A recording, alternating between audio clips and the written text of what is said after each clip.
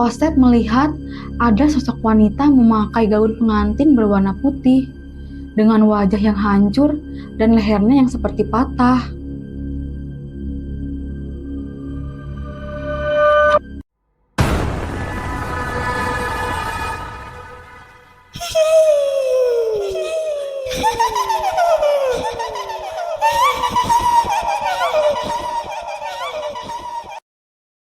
Osep dengan sisa tenaga yang dia miliki berlari sekuat tenaga meski kakinya benar-benar terasa sakit.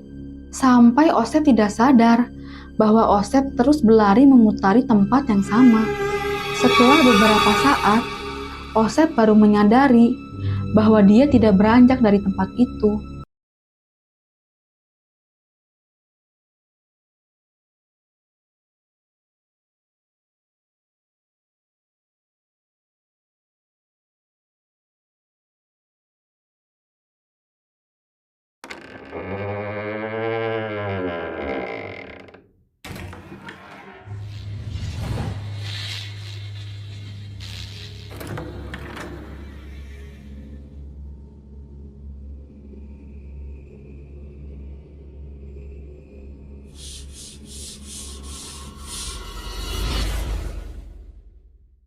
Assalamualaikum warahmatullahi wabarakatuh.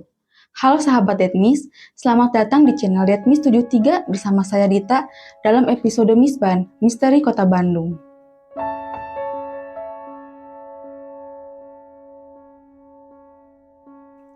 Terima kasih untuk kalian yang udah subscribe, like, dan komen di channel YouTube kita. Buat kalian yang mau kirim cerita horor, bisa kirim ke email ceritadetmis73@gmail.com atau DM ke Instagram kita ya. Oh iya, satu lagi. Makasih juga untuk Kak Osep di Garut. Kiriman cerita horor dari Kak Osep ini akan kita ceritakan di episode Misban minggu ini. Awal mula cerita ini, kejadiannya di tahun 2008, saat Kak Osep merantau dari Garut ke kota Bandung. Di tahun pertama perantauannya di kota Bandung, Osep ini bekerja sebagai cleaning service di salah satu pusat pembelanjaan di daerah Pasteur. Kalau sekarang mallnya ini sudah tutup. Singkat cerita, Osep ini menyewa satu kamar di daerah Jalan Bengawan Sempani, di daerah Pajajaran. Osep ini tinggal di kosan tersebut bersama dengan seorang temannya yang sesama cleaning service yang bernama Dedi. Tiap harinya, Osep dan Dedi berangkat dan pulang kerja selalu lewat jalan alternatif, yaitu lewat kuburan Pandu. Alasannya selain hemat biaya, ya jalurnya juga lebih dekat dan lebih sejuk. Maklum, di tahun 2008 belum ada aplikasi ojek online. Hampir setiap harinya, mereka jalan kaki melalui jalan tersebut. Jadi bisa dibilang mereka sudah sangat hafal dengan jalannya dan tidak pernah mengalami kejadian apapun. Singkat cerita, di hari Kamis pagi, Dedi tiba-tiba jatuh sakit dan tidak bisa berangkat kerja. Jadi Osep saat itu mau tidak mau masuk kerja sendirian. Di hari tersebut, secara kebetulan, mall tempat Osep bekerja sedang mengadakan acara yang cukup besar dan banyak dihadiri oleh orang-orang. Jadi otomatis, Osep diminta lembur oleh atasannya untuk menggantikan tugasnya Dedi. Di malam itu, Osep baru selesai lembur dan baru beres membersihkan area mall sekitar pukul 11 malam dan keadaan mall saat itu sudah tutup. Setelah membereskan diri, Osep langsung berjalan sendirian menuju jalan pintas ke kosannya, yaitu melalui kuburan Pandu. Malam itu hujan gerimis, banyak genangan air di sepanjang jalan. Orang-orang pun tampaknya tidak banyak yang melalui jalan tersebut. Osep berjalan terburu-buru. Samar-samar tercium bau anyir yang cukup menyengat. Dan Osep melihat ada bayangan hitam mengikutinya dari arah belakang.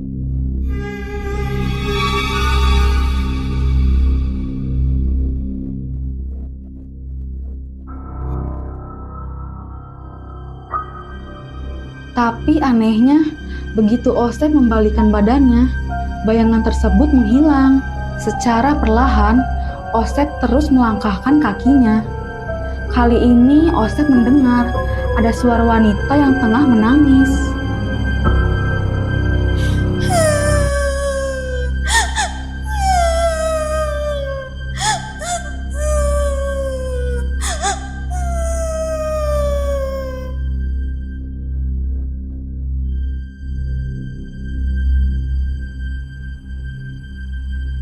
Tapi tidak lama, suara tersebut berganti dengan suara tawa.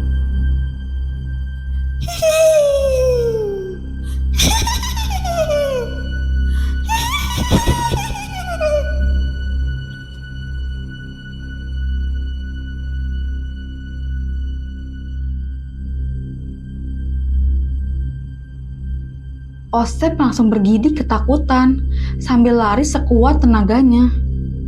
Hingga tanpa disengaja, Osep bersandung batu nisan tanpa nama yang ada di area pemakaman Pandu tersebut.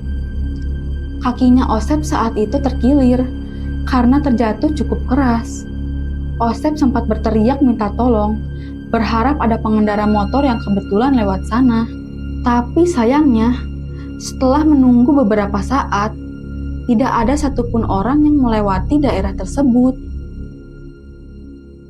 Dengan tertatih, Osep berusaha berjalan perlahan menyusuri area pemakaman. Sampai pada beberapa saat, Osep melihat ada sosok wanita memakai gaun pengantin berwarna putih, dengan wajah yang hancur dan lehernya yang seperti patah.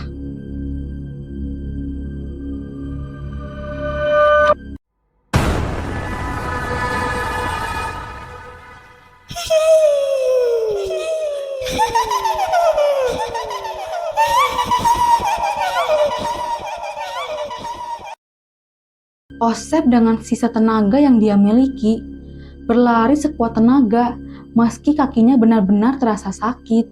Sampai Osep tidak sadar bahwa Osep terus berlari memutari tempat yang sama. Setelah beberapa saat, Osep baru menyadari bahwa dia tidak beranjak dari tempat itu, tapi malah tetap berputar-putar di area pemakaman. Osep saat itu benar-benar ketakutan. Dia berdoa dalam hatinya untuk meminta perlindungan. Singkat cerita, Osep masih berputar di area pemakaman tersebut dan hujan semakin deras. Osep beristirahat sebentar di bawah pohon sambil meluruskan kakinya. Tapi baru saja Osep duduk beberapa saat, pandangannya terpusat pada sebuah tempat, di mana dia melihat ada sebuah makam yang dibongkar dan tampak ada tulang belulang yang berserakan. Dan yang paling menakutkan, Osep melihat ada sebuah tengkorak kepala yang letaknya tidak jauh dari tempat Osep duduk. Melihat hal yang benar-benar menakutkan tersebut, Osep kembali berlari sampai akhirnya Osep bertemu dengan sekumpulan anak muda yang sedang berkumpul. Kang, tolong saya, Kang. Kang, tolong. Anak muda yang melihat Osep berlari dan berteriak minta tolong langsung menghampiri Osep. Saat dihampiri, Osep langsung histeris sambil menceritakan apa yang dialaminya. Lalu setelah Osep merasa tenang, salah satu anak muda yang berada di sana berinisiatif untuk mengantarkan Osep ke kosannya. Sekitar kurang lebih 10 menit, Osep akhirnya sampai di depan kosannya. Tetangga kos Osep yang kebetulan sedang duduk di depan kosannya langsung bertanya kepada orang yang mengantar Osep. Punten, Kang. Ini Osep kenapa? Jatuh, Kang, di kuburan Pandu katanya. Tidak banyak membuang waktu, teman-temannya Osep langsung membawa Osep ke dalam kamar. Wajah Osep kelihatan masih pucat dan kaget. Dedi yang baru saja bangun dari tidurnya karena mendengar suara keributan, langsung menghampiri Osep dan bertanya pada Osep. Sep, kamu teh kenapa? Menik kaget, sok atuh cerita. Tadi teh saya ngelihat hantu pengantin di kuburan Pandu. Lehernya teh kayak yang patah. Terus saya juga ngelihat ada tulang belulang dari kuburan yang dibongkar. Ini serem. Udah bubar-bubar, malam-malam malah cerita horor. Singkat cerita, keesokan harinya, ada seorang penjual sayuran yang mendatangi kosannya Osep. Beliau memanggil ibu kos beserta anak-anak kos yang kebetulan ada di kamar. Ada apa, Bu?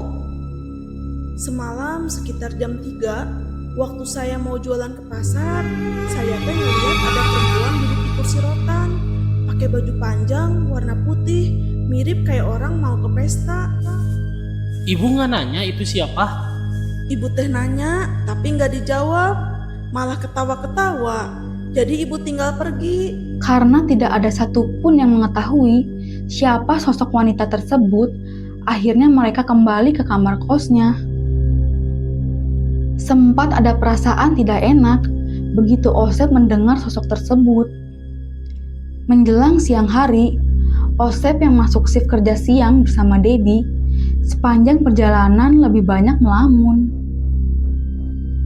Bahkan saat melewati kuburan Pandu, Osep ini kembali merasa ketakutan. Rasanya di pikiran Osep sangat trauma dengan apa yang dilihatnya kemarin malam.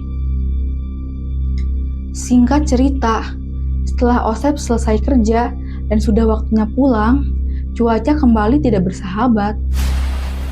Mereka memutuskan untuk menunggu di mall tersebut sampai hujan mereda. Setelah menunggu beberapa saat, hujan tak kunjung reda. Akhirnya, mau tidak mau, mereka melanjutkan perjalanan. Saat memasuki kuburan Pandu, Osep kembali merasakan bulu kuduknya itu merinding. Sementara temannya Osep tidak merasakan apa-apa. Di pertengahan jalan, Osep kembali berteriak. Dia kembali melihat sosok pengantin yang dilihatnya kemarin, sedang duduk di atas batu nisan sambil menatap Osep.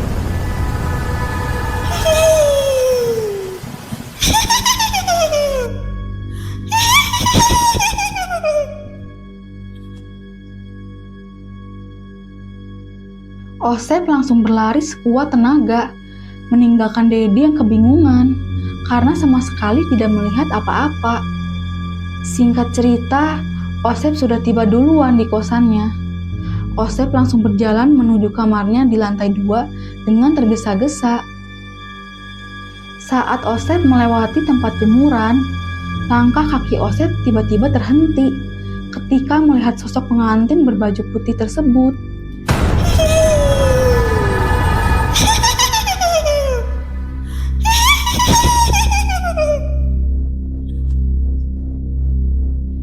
Sosok itu tengah berdiri dengan penampakan yang sangat menyeramkan, dengan baju yang berlumuran tanah, diikuti dengan bau busuk yang tidak sedap. Osep langsung berlari ke dalam kamarnya, mengunci pintunya rapat-rapat, lalu berganti baju. Osep sempat mengalami kejadian aneh saat melihat belatung yang cukup banyak menempel di bajunya. Hal tersebut membuat Osep enggan untuk memejamkan matanya dan memilih untuk terjaga sambil mendengarkan murotal Quran hingga akhirnya azan subuh berkumandang. Dedi yang khawatir dengan Osep karena sudah dipanggil berkali-kali tidak menyahut, akhirnya meminta tolong Pak Ustadz untuk datang ke kosannya Osep. Osep, buka pintunya. Ada Pak Ustadz nih.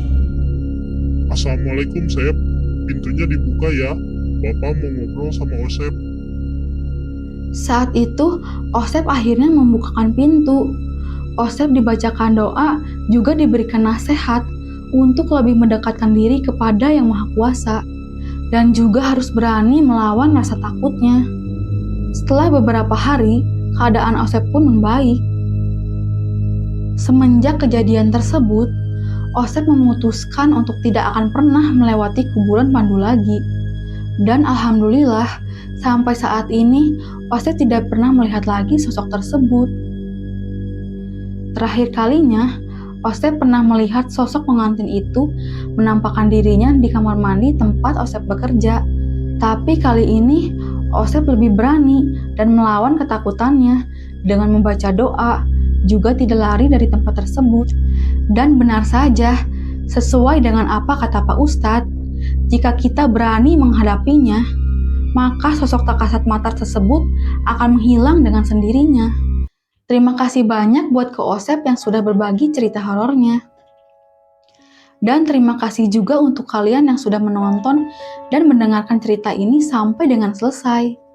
Sampai jumpa di acara Misban, Misteri Kota Bandung selanjutnya. Rasakan, lihat, dan dengarkan mereka ada di sekeliling kalian. Wassalamualaikum warahmatullahi wabarakatuh.